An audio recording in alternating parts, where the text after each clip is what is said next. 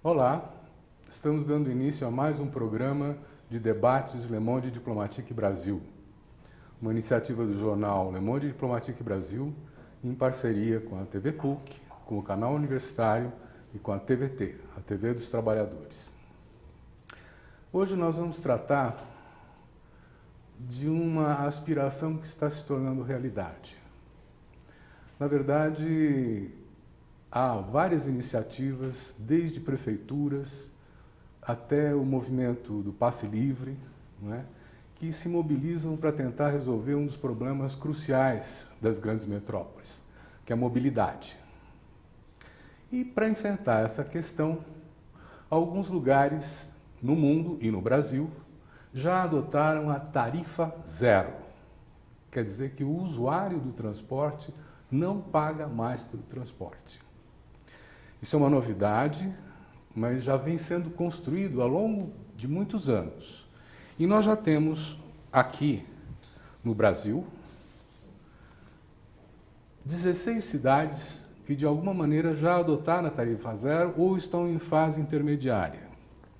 A mais recente é Vargem Grande Paulista, temos Agudos em São Paulo, Anicuns em Goiás, Eusébio no Ceará, Olambra em São Paulo, Itaiaiuçu em Minas Gerais, Ivaiporã em Paraná, Maricá no Rio de Janeiro, Monte Carmelo em Minas Gerais, Muzambinho em Minas Gerais, Paulínia em São Paulo, Pitanga no Paraná, Porto Real no Rio de Janeiro, Potirendaba em São Paulo, Silva Jardim no Rio de Janeiro e Volta Redonda no Rio de Janeiro.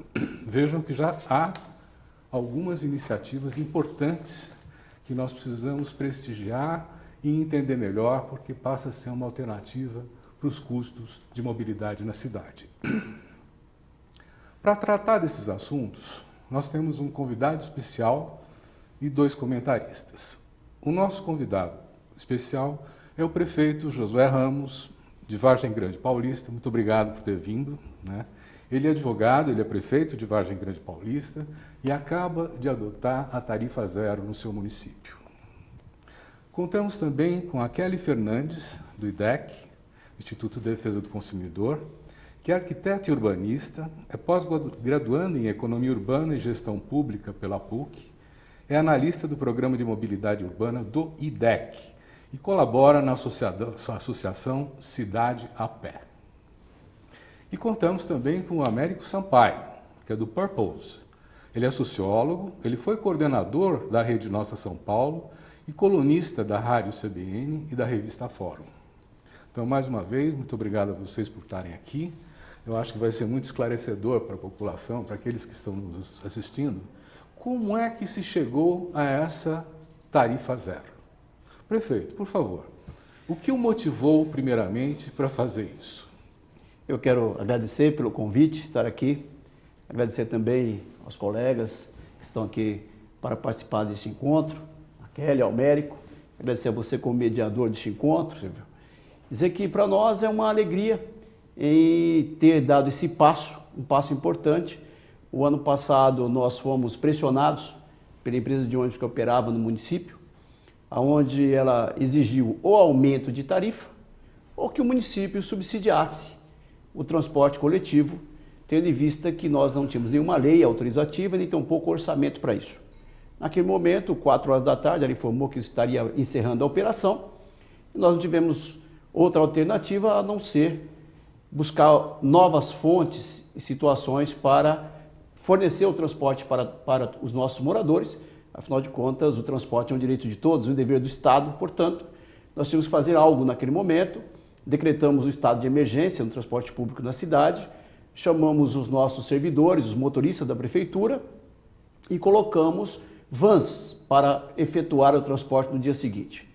Nos surpreendeu também porque ele só queria operar com as linhas que fossem superavitárias, aquelas linhas que dessem prejuízo, eles não iriam operar. Eu falei, não, opera uma, aliás, opera todas, não opera nenhuma. Então essa foi a situação. Naquele momento, nós nos sentimos meio que numa situação difícil, porque, imagine, eu acho que o que eu passei, eu tenho certeza que outros prefeitos também passam, porque todos gostariam de ter uma medida mais fácil de lidar e que seja mais coerente, mas infelizmente nós sabemos que a regra é, quando, isso é norma no Brasil, quando o serviço ele é ineficiente, então automaticamente que não passa o ônibus no horário certo, o ônibus não funciona corretamente, acaba reduzindo o número de passageiros que usam o serviço, porque o passageiro acaba buscando novas alternativas. E, consequentemente a isso, a empresa quer que o gestor crie uma matemática, que é ou aumenta a tarifa ou aumenta o subsídio. Isso acontece em todas as cidades. Então, nós resolvemos dar um basta nessa situação, contratamos uma empresa para fazer um estudo da real demanda na cidade, quantas linhas seriam necessárias, quantos ônibus e assim por diante. Conseguimos verificar no primeiro estudo algo impactante nos números, porque como é que ia operar isso? Então, por ser Vargem Grande uma cidade de 52.597 habitantes, apesar de não é uma cidade pequena, baseada no número de cidades que tem em São Paulo, estamos aí entre as 500 cidades, tem 500 cidades menores do que Vargem Grande, no estado de São Paulo, tem mais de 4.900 cidades menores que Vargem Grande no Brasil, então não é uma cidade tão pequena, mas comparado a grandes metrópoles, Vargem Grande é uma cidade pequena, então precisava buscar uma lição rápida para acertar aquilo. No sistema que tinha sido apresentado, que é o sistema tarifado mais o subsídio que a prefeitura precisaria colocar, nós temos que investir em torno de quase R$600 mil para operar essa frota. Por mês? Por mês. Mas aí, mesmo assim, nós calculamos o número de passageiros que transportavam na cidade, 36 mil passageiros, porque estava ineficiente a frota, então automaticamente um número reduzido de passageiros. O número que nós teríamos que subsidiar era praticamente R$466 mil por mês, mais a tarifa de R$4,50, que era R$3,70, ainda teria que aumentar a tarifa para R$4,50, penalizando o usuário do serviço, e ainda a prefeitura teria que subsidiar mais R$466 mil para fechar essa conta. Na verdade, o número mais exato, R$574 mil. Então, naquele momento, esse valor para a prefeitura pesava R$466 mil, e o pior de tudo, ainda ter que aumentar a tarifa, criando um aumento de despesa tanto para aquele usuário que não era empregado de empresas, mas também para aquele usuário autônomo, pedreiro, pintor, mecânico, doméstico, enfim, que usa o serviço diariamente e que teria que ter um aumento direto. E para o empresário, aumentaríamos também porque, de uma certa forma, teria que aumentar em torno de 80 centavos por passagem. Isso representava quase R$42 por mês. Isso ele não poderia deduzir da sua folha de pagamento, afinal de contas, ele poderia deduzir no máximo 6%. Então, baseado já no teto daquilo que o empregado ganhava. Então, isso aí ficaria uma conta a mais para o empregador. E como se chegou, então, à tarifa zero? Como chegou à tarifa zero? Pedimos um segundo estudo. Nesse segundo estudo, eles apresentaram um número que aí pedir para... Vamos fazer algo mais enxuto, onde a operação da frota passasse para a prefeitura, que não tivesse aí o lucro do empresário, porque também quando o empresário apresenta uma planilha em qualquer concessão de serviço público, é uma planilha que às vezes não está muito clara, você não tem como medir o lucro do empresário, a despesa que ele tem no dia a dia, né, custos adicionais de combustíveis, etc. Tem uma planilha que não é tão clara, e aí você é obrigado a se sujeitar àquela planilha que foi apresentada para regular a tua tarifa ou o subsídio que você tem que pagar.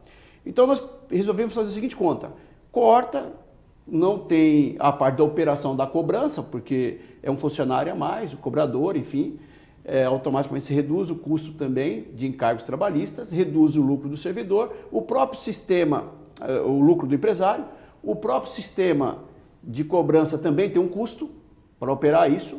Reduzimos também esse custo e chegamos à conclusão no primeiro estudo que de 574 seria reduzido para R$450 mil sem tarifa. Já era mais interessante do que eu teria que subsidiar mais a tarifa. Com isso, abrimos um processo licitatório, a empresa que se logrou vencedora reduziu o valor para 386 mil na concorrência, então o que eu iria gastar de 466 mil, passei a gastar 386 mil não tarifado. E obtendo então a tarifa zero? Aí fizemos a opção pela tarifa zero. Quando começou? Começamos dia 5 de novembro. Muito bem.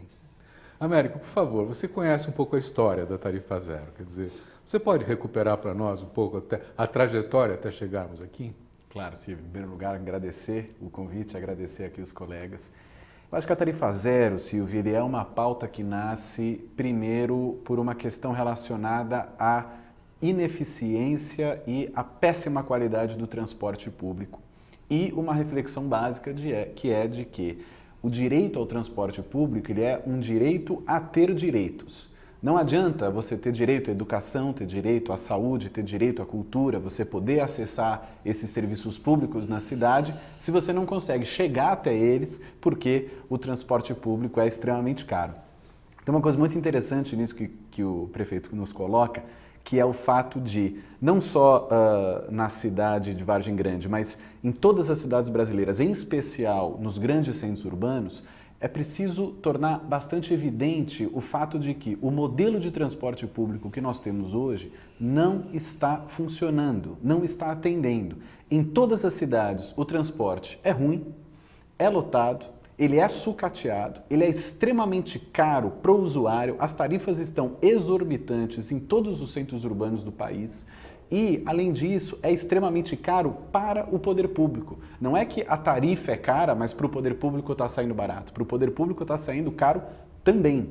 Então, me parece que tem um primeiro ponto aqui, que é por que mesmo todos os indicadores apontando para um sistema de transporte ruim, por que ainda se aposta neste modelo?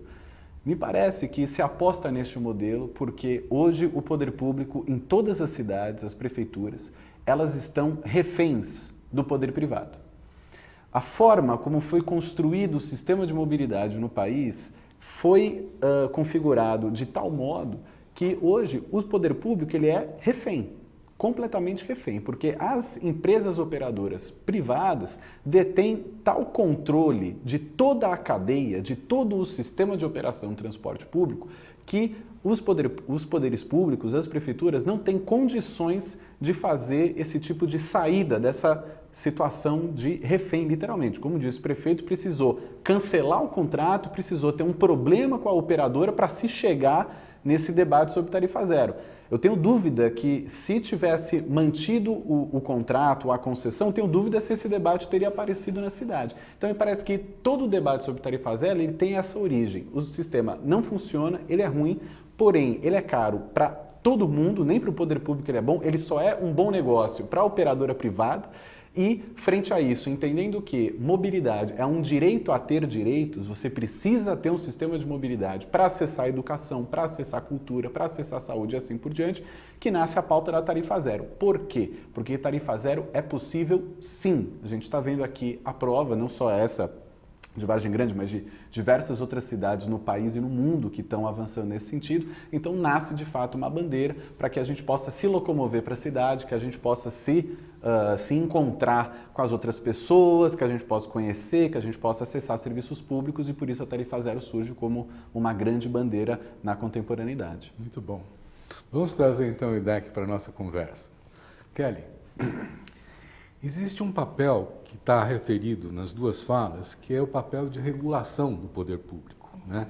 Da capacidade de controlar, de fiscalizar, de apurar custos, né? Que antes, quando tínhamos empresas públicas de transporte, a EPT, por exemplo, em Santo André, a CMTC em São Paulo, em várias outras cidades, né? A gente tinha planilhas dessas empresas que podiam ser comparadas com a empresa privada, né?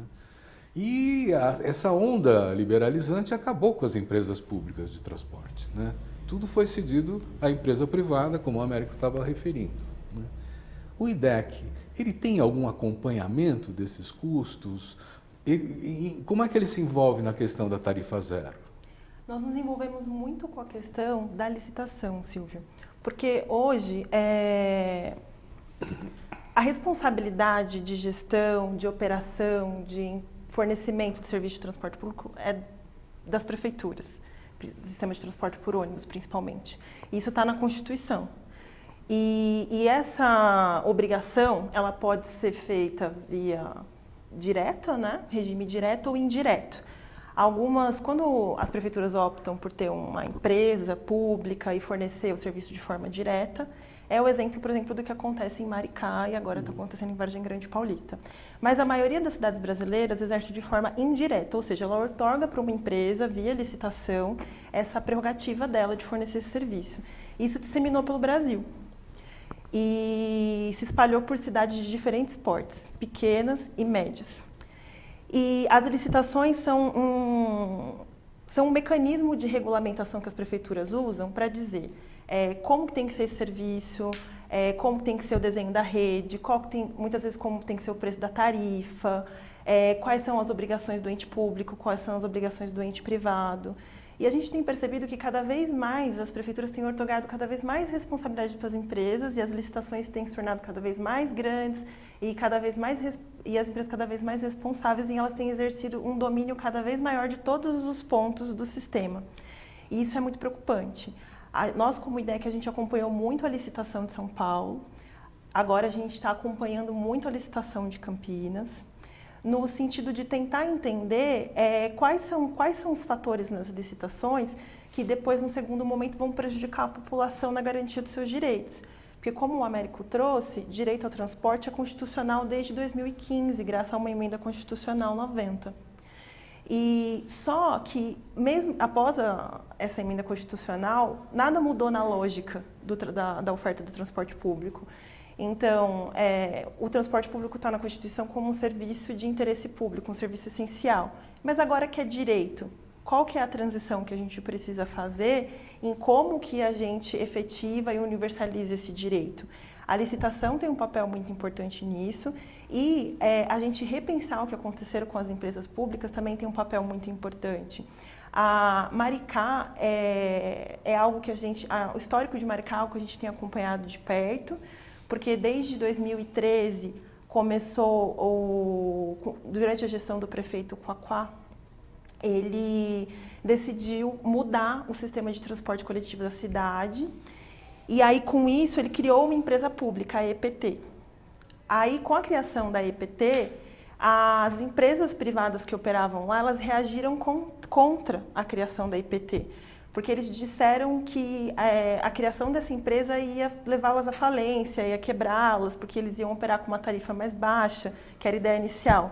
Mas depois se avançou-se até que agora 50% da operação de Maricá é tarifa zero. E tem dado muito certo, que são agora os vermelhinhos, né, que circulam na cidade, a população usa livremente, e Maricá é a maior cidade brasileira com tarifa zero. Maricá tem em torno de 160 mil habitantes.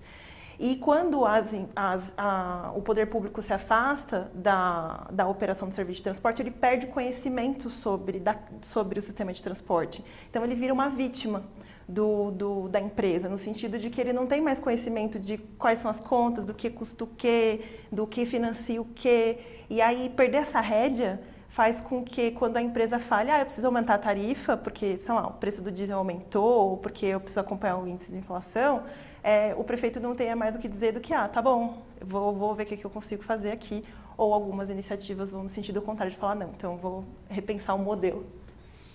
Prefeito Josué Ramos, sua iniciativa é recente, né? Quais são as reações que estão vindo da cidade? Quer dizer, houve alguma iniciativa da empresa privada de transporte para prejudicar ou bloquear essa iniciativa da tarifa zero?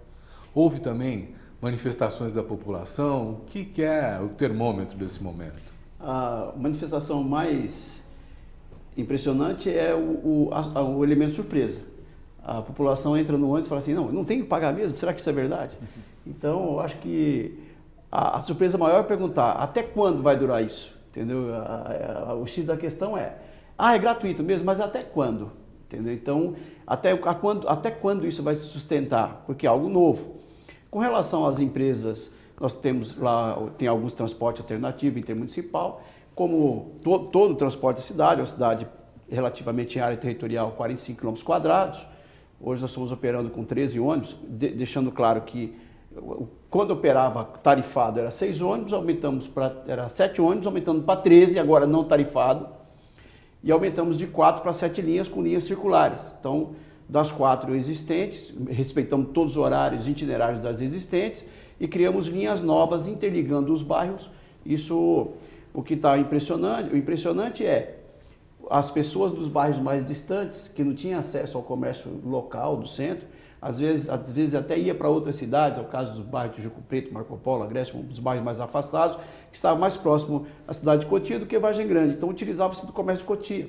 E agora a tarifa zero possibilitou eles virem para o comércio da cidade, automaticamente gasta, gera mais recursos na cidade, os comerciantes estão contentes porque houve um movimento impressionante. Para você ter uma ideia, tinha um bairro que é um bairro populoso, que é o bairro Parque do Agreste, Vargem Grande.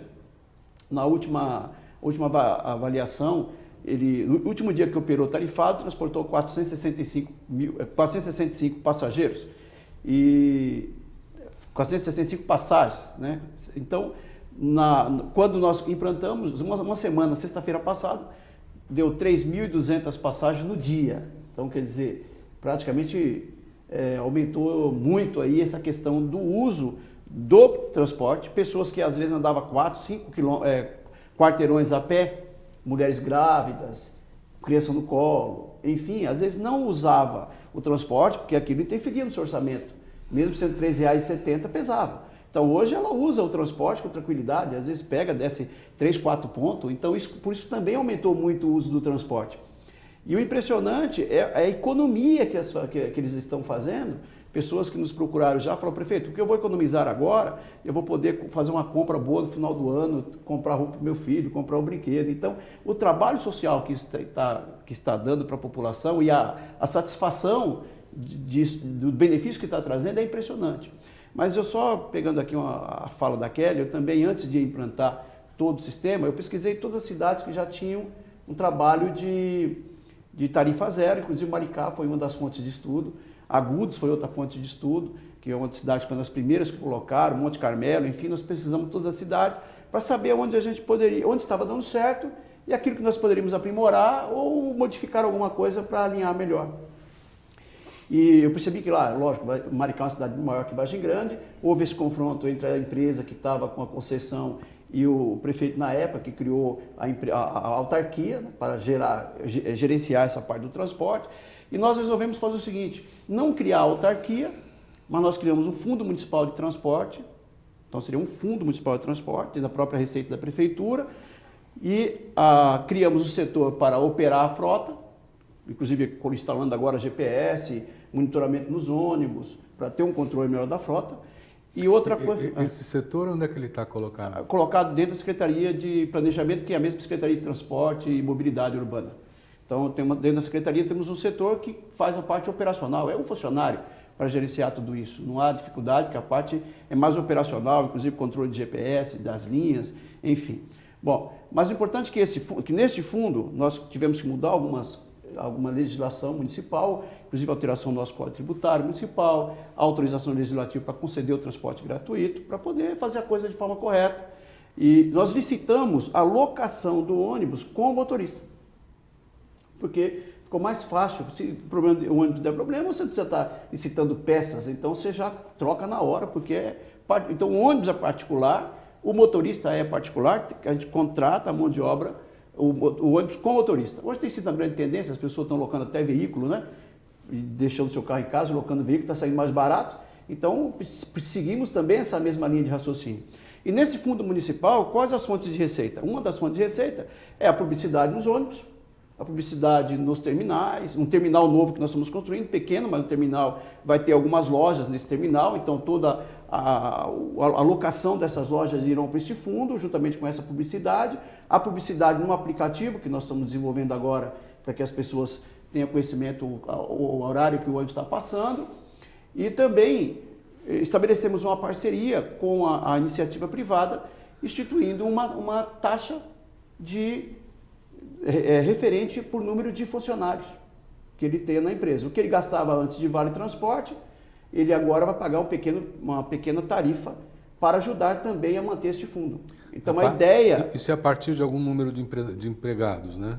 Não, está como todos, só que cada empresa, dentro da própria lei, permite que ela solicite uma revisão Caso o que ele gastava hoje com o sistema tradicional de VT, se ela gastar mais do que ela gasta, que com certeza a maioria vai ter uma economia até 75% do que ela gastava com VT, então ela poderá pedir uma revisão. Então por isso que nós colocamos todos, se ela se sentir prejudicada, ela pede uma revisão, ela terá um ano aí, inclusive para poder alinhar, as taxas serão lançadas anualmente, mas para poder alinhar o número de funcionários. Porque nós percebemos que esse sistema também vai fazer com que as empresas do município procurem contratar a mão de obra da cidade.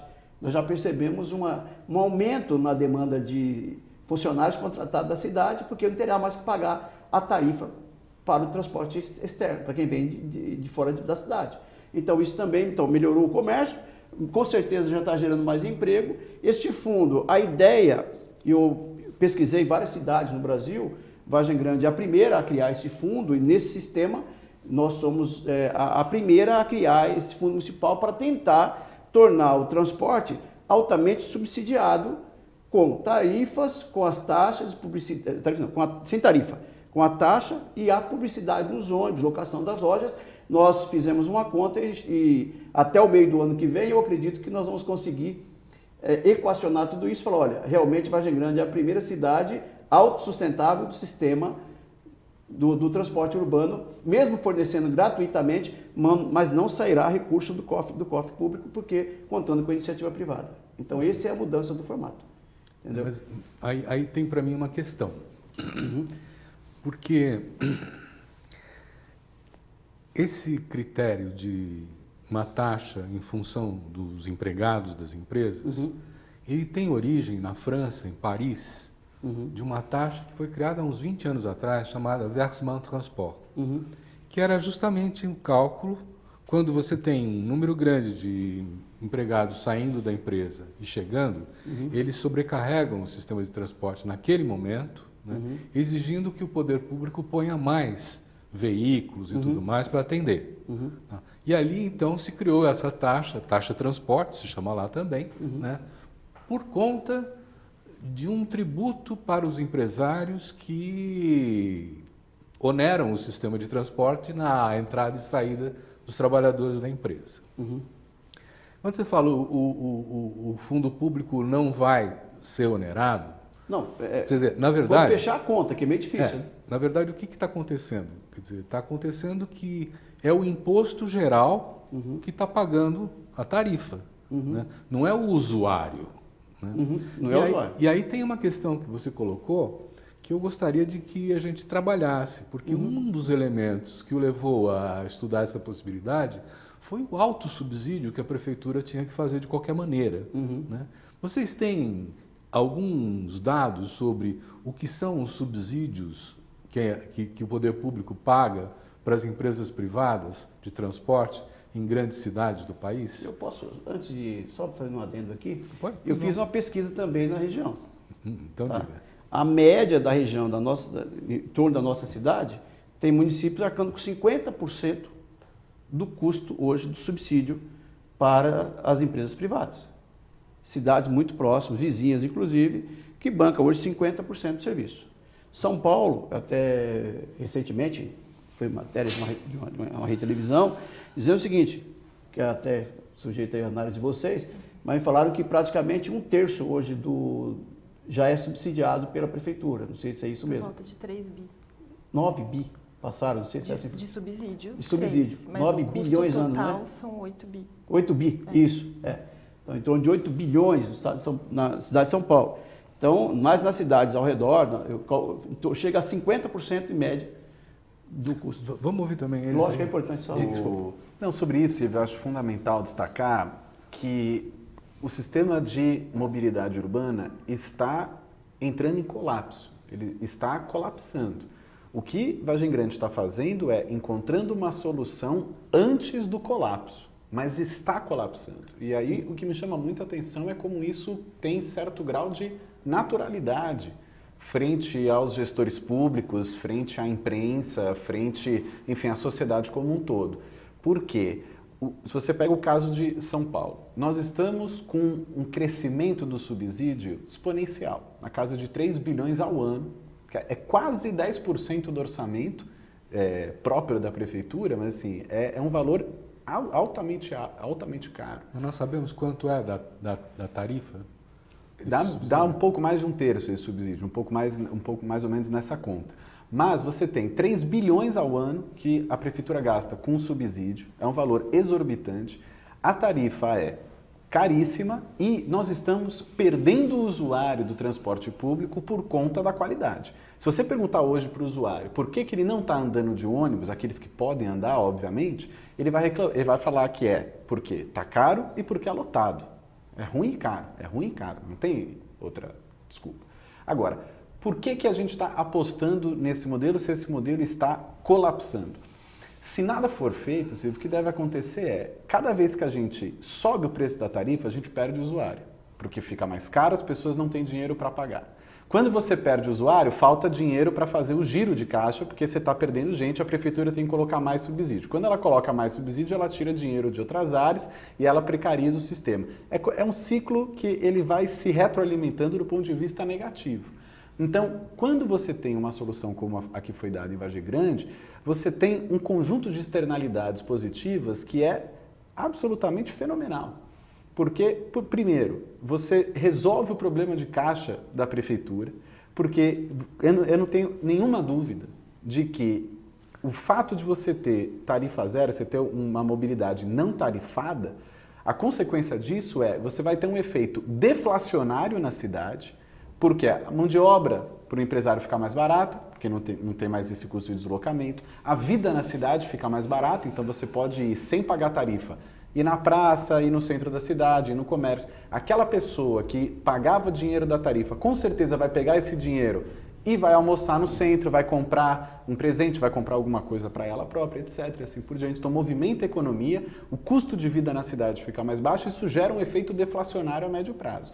Esse efeito deflacionário movimenta a economia e a tendência qual que é? Você cresce o PIB municipal. Então, é um conjunto gigantesco de externalidades do ponto de vista econômico. Do ponto de vista social, nem se fala. Porque o que acontece é você quebra uma imensa barreira que é a desigualdade nas cidades. Então, hoje, circular nas cidades, nos grandes centros urbanos, é para quem pode, não é para quem quer. Então, você tem uma porcentagem extremamente alta de pessoas que não vai no médico, que não vai a atividades culturais, que não visita a família, que não vai à escola, à universidade. Estou falando de questões básicas. E não faz tudo isso, por quê? Porque o preço da tarifa pesa no bolso. Então você, do ponto de vista da desigualdade, a tarifa zero é uma das principais alavancas para quebrar a lógica da desigualdade. Agora todo mundo pode circular na cidade, seja a hora que for, seja o dia que for, seja para que for. Então tem o elemento econômico positivo, o elemento social. E eu acho que tem um elemento político muito importante que é, de alguma forma, quando você consegue garantir a tarifa zero, o recado político que o poder público está passando para a sociedade é de que esta mobilidade urbana, este ônibus, é um direito seu. Assim como a escola pública, a universidade pública, a saúde pública é um direito.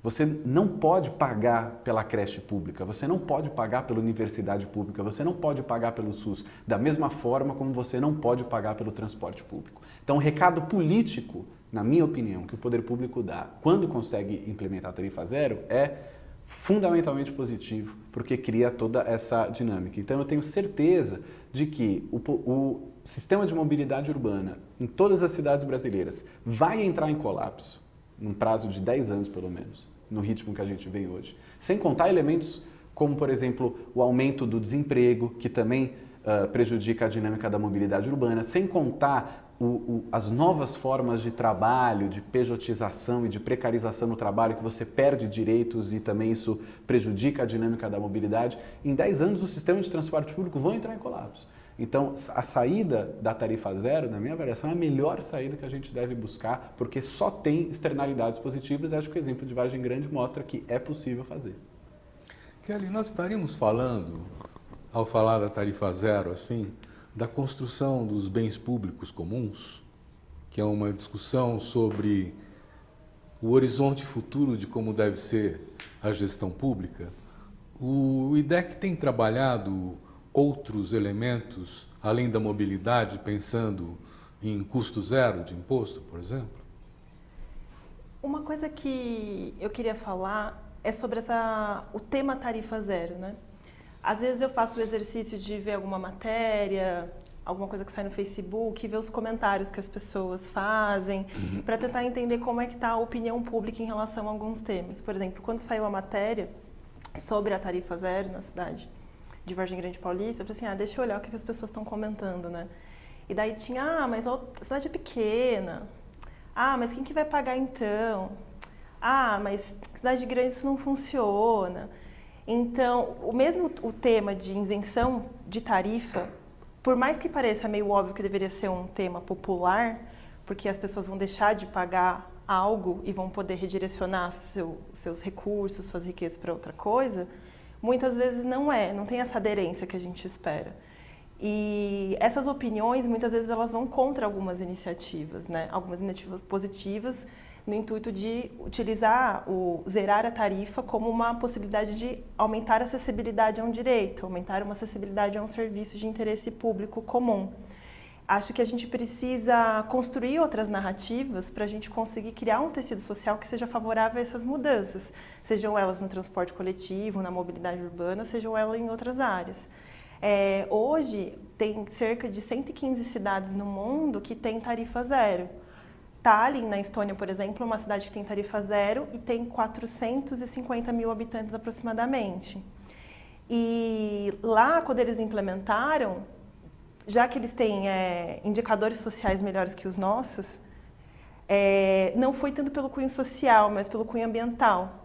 Porque eles falaram, olha, esse modelo de transporte que a gente está fomentando, que é do uso intensivo do carro, dos modos motorizados individuais, ele não é sustentável, ele está impactando negativamente o meio ambiente e a sociedade, porque os altos níveis de poluição atmosférica, ou o quanto a gente ocupa do espaço público, o custo de combustíveis fósseis nessa proporção, não vai nos levar para um caminho tipo de um desenvolvimento que se mantenha.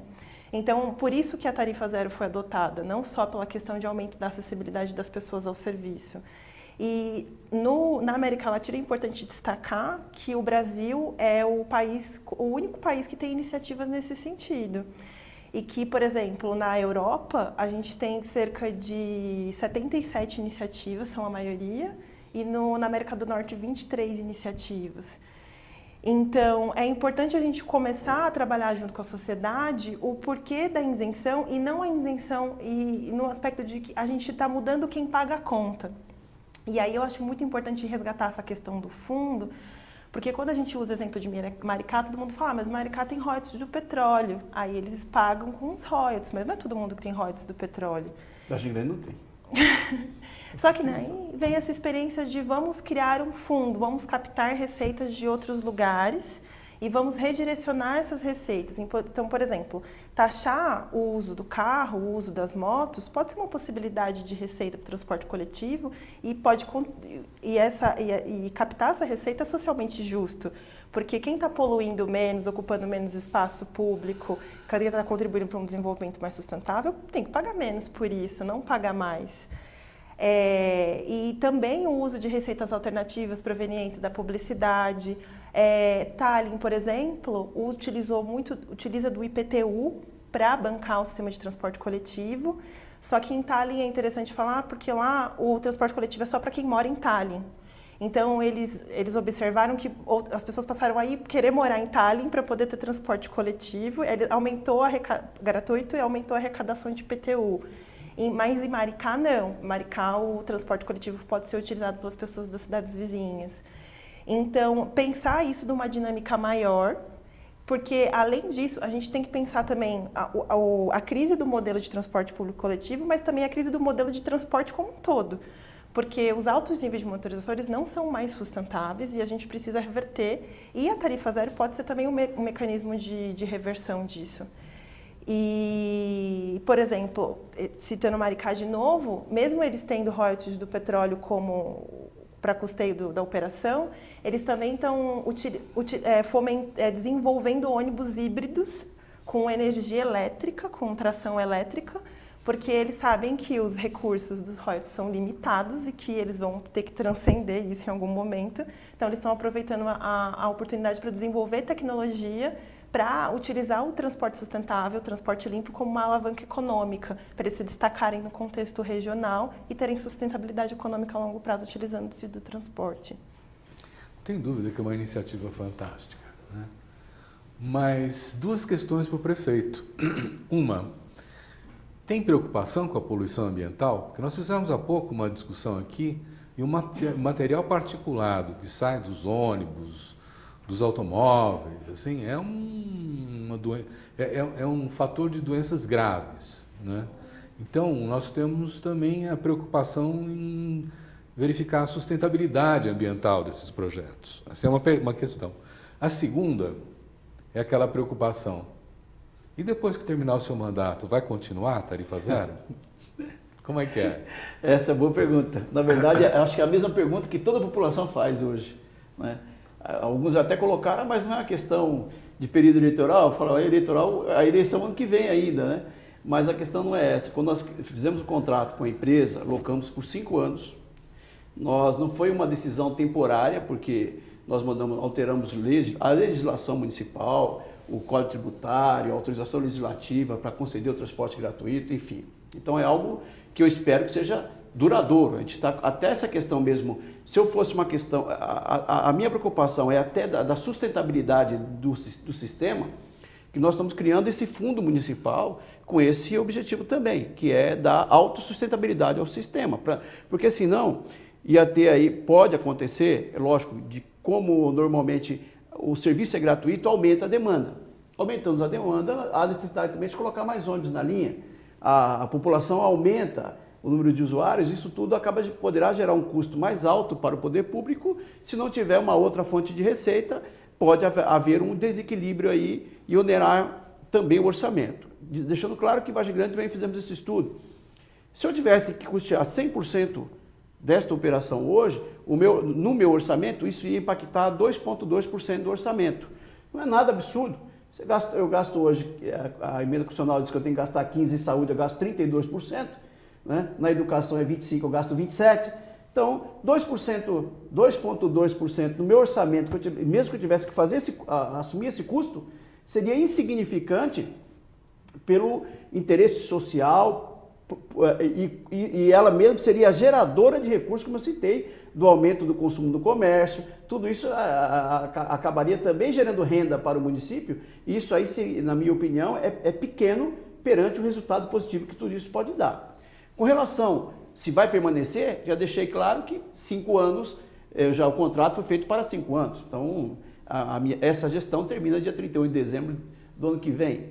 Então, é um trabalho que eu estou torcendo para que seja duradouro. E eu quero ver também quem vai ser o prefeito, seja eu, seja outro, que depois de implantado o sistema, vai querer tirar um sistema que está funcionando, se estiver dando certo. Então, tem que deixar o mais redondo possível, que dê certo para que outros não tirem o sistema.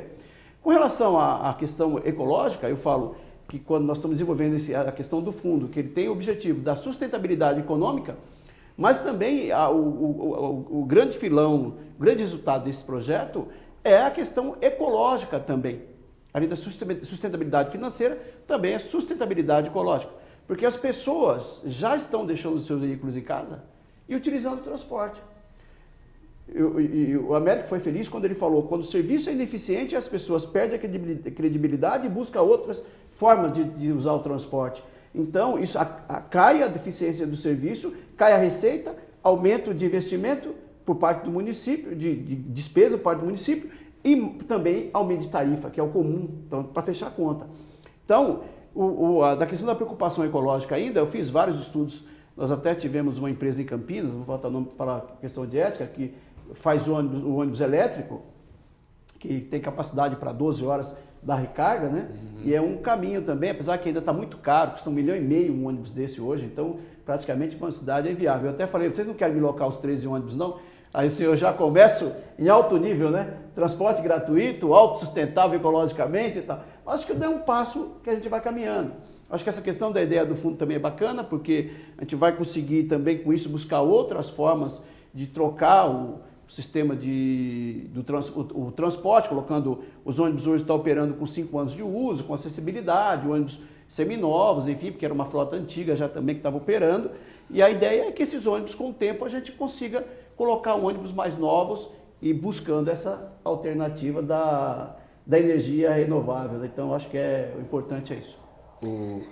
Isso, queria só emendar, Diga. desculpa, mas é porque eu acho esse um ponto extremamente interessante desse debate, que é a capacidade que o sistema de mobilidade pública, obviamente, tem de absorver novas tecnologias para a questão ambiental, em especial relacionada a mudanças climáticas. Porque hoje, basicamente, como é que funciona? As prefeituras fazem uma contratação de empresas privadas via licitação. E o que é a licitação em termos concretos? A licitação é um direito ao monopólio. Você faz uma concorrência privada, aquela empresa que ganha, ela tem um monopólio do sistema e ela vai gerir aquilo. O problema é que as licitações que são feitas para você garantir o equilíbrio econômico-financeiro para as empresas são licitações, via de regra, extremamente longas. Então são 10, 15, 20 anos de contrato. Então você imagina que uma criança hoje vai andar no mesmo sistema de ônibus até os 20 anos. Na maioria das cidades funciona nesses termos. Qual que é? Tem uma série de problemas aí, mas com relação a essa questão ambiental que é importante. Você fazendo esses contratos de longo prazo, você perde capacidade de incidir sobre a empresa para que ela absorva novas tecnologias fazendo a transição energética, passando a usar combustível limpo e não mais combustível sujo. Por quê? Porque quando a empresa assina um contrato, ela tem um equilíbrio econômico-financeiro que vai orientar ela pelos próximos 15 anos. Se você fala no meio do caminho para a empresa, agora eu quero usar combustível limpo, o que a empresa vai falar? Exatamente o que o prefeito disse agora. É caro. Não tenho dinheiro, não fiz um plano para comprar outro tipo de carro, para usar outro tipo de combustível. O meu plano de 10, 15, 20 anos é para usar este tipo de ônibus e este tipo de combustível. Então, o que acontece na prática é você vai adiando em décadas a possibilidade da gente ter uma frota limpa que, na prática, ataca de maneira absolutamente preponderante a questão das mudanças climáticas. Então, a questão da tarifa zero e também dialoga muito com a ideia de você remunicipalizar o sistema de transporte, ele é positivo até mesmo do ponto de vista ambiental. Por quê? Porque agora o poder público, nesse modelo, por exemplo, de Vargem Grande, tem muito mais capacidade e rapidez de incidir e garantir o uso de novas tecnologias, de fazer a transição energética, do que pelo modelo tradicional de grandes contratos de licitação de décadas e décadas. Então, acho que esse é um elemento também muito importante de ser considerado. Ótimo. Eu fico pensando assim, você falou 13 ônibus, né? E quando tem 3 mil? Ou São Paulo, que são 15 São Paulo, mil. né? São 15 mil? Na casa de 15 mil, está arredondando. Né? Onde você tem um poder econômico tão forte, nesse oligopólio que divide a cidade, que não tem prefeito que consegue dobrar essa gente. Kelly, você tem alguma reflexão sobre a importância do poder público poder controlar de fato esses oligopólios? Eu acho que é importante retomar sim, porque o poder público tem que reassumir protagonismo nessa discussão. Se reposicionar, porque muitas vezes, vocês são contra a empresa, vocês querem tirar as empresas. Não, a gente quer reposicionar os atores. O que é reposicionar? Por exemplo, o poder público tem mais papel na gestão do serviço de transporte coletivo. É ele ter controle do centro operacional, porque muitas vezes as licitações elas prevêem tanto a implantação do centro de controle operacional quanto a gestão do centro de controle operacional. Então é como se a própria empresa estivesse fazendo a gestão dela mesma. Então é bizarro desde o princípio, porque como que eu vou fazer a gestão do próprio serviço que eu estou ofertando? Você está dando vazão para práticas ruins, práticas que vão omitir dados, que vão prejudicar as pessoas, prejudicar a operação, assim por diante. Em relação a como reposicionar esses atores, eu acho que a gente pode pensar em estratégias para fazer isso. E elas podem ser diversas. Mesmo a opção da tarifa, muitas pessoas falam de 3 opções. Assim, a tarifa zero localizada, né, espacial, a tarifa zero temporal e a tarifa zero social. Então, são 3 recortes. Eu posso delimitar, por exemplo, que na rede estrutural, que alimenta todo o sistema, o poder público vai fazer a gestão da rede estrutural e vai ter outra política tarifária, seja ela reduzida ou seja ela tarifa zero, porque essa rede vai estruturar todo o sistema. Ou, por exemplo, uma linha numa cidade média que circula o centro. Então, essa linha que circula o centro e atende os hospitais, ela é tarifa zero, porque quando eu garanto a gratuidade dessa linha, eu consigo ampliar o acesso aos bens públicos comuns e assim eu promovo mais igualdade e equidade na cidade. Ou você pode fazer temporal, para favorecer algum tipo de deslocamento que você quer estimular. A exemplo, aos finais de semana. A população não tem direito só de trabalhar, né? Só está ali na lógica produtiva da cidade. Então, aos finais de semana eu vou dar gratuidade e essas pessoas vão poder ir nos parques, ir nas áreas públicas e se divertir. Ou social, para alguns recortes de renda ou para alguns públicos. Hoje, por exemplo, o Estatuto do Idoso prevê que as pessoas acima de 65 anos e com alguma regulamentação especial municipal acima de 60 tenham gratuidade ao sistema, e algumas cidades têm leis que vão garantir gratuidade ou tarifa reduzida para estudantes.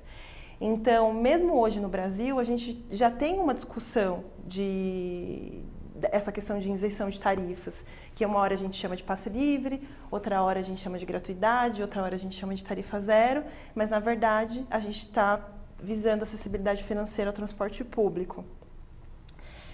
Acho que é importante falar que tudo isso converge, por exemplo, com a Política Nacional de Mobilidade Urbana, que é uma lei de 2012, que ela vem no sentido de promover, de induzir cidades mais sustentáveis, cidades que as pessoas consigam se deslocar com qualidade e faz com que o transporte dialogue com a cidade, com as atividades da cidade, com o uso do solo.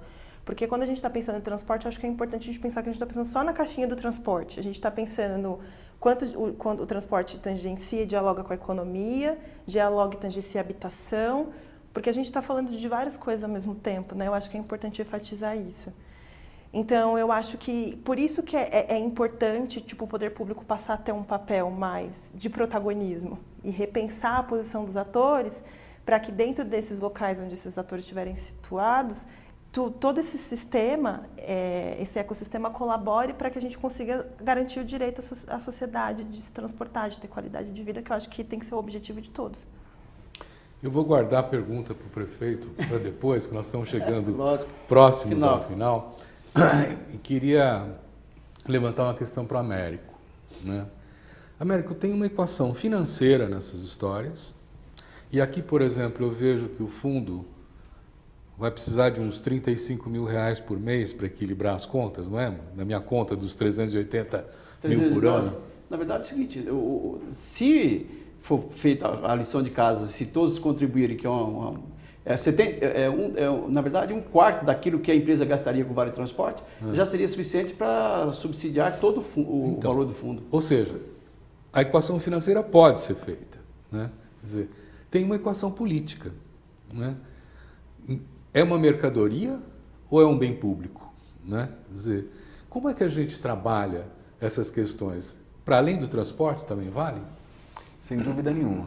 Eu acho, Silvio, que essa questão, ela dialoga muito com a forma como nós olhamos para a cidade e a forma como nós entendemos a dinâmica da cidade. Porque, em termos concretos, o sistema de mobilidade, ele é uma barreira social e política. Ela define quem que pode circular dentro da cidade e quem que não pode.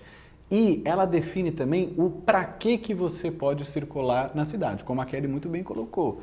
Hoje, o sistema de mobilidade serve única e exclusivamente para trazer a população, eu digo nos grandes centros urbanos, trazer a população das periferias para vir trabalhar na região central, porque a dinâmica das cidades faz com que no centro você tenha emprego, mas não moram as pessoas moram na periferia onde não tem emprego.